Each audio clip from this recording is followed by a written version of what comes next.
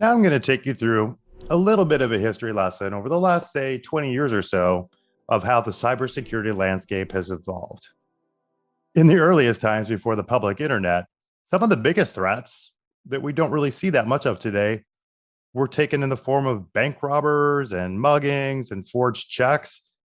And then everything changed once we saw our earliest services coming online. And it was generally through web based email.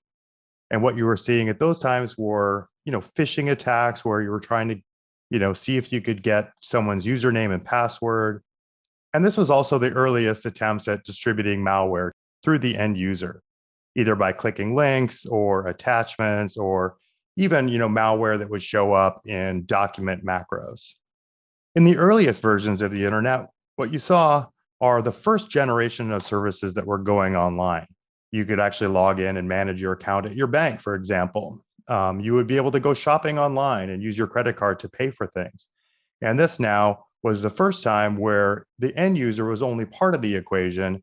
And now the services that they depend on were responsible for storing and protecting their data, including their credit cards, their personal information, their usernames, their passwords, and other items. As networks started to become a bit more distributed, now you're seeing a case where corporations, full corporations, were going online and all of their internal applications and services were potentially at risk for being disrupted or attacked from the outside. As the perimeter expanded beyond corporate, now you're looking at how partner networks would be attaching through services. A good example might be a commerce site that sells product, but they rely on another service provider to do their credit card processing.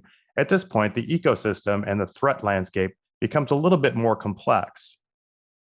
As more and more services migrate to cloud, now you're seeing a much broader distribution where nearly all data is now stored online, and it's not always obvious where that data is being stored.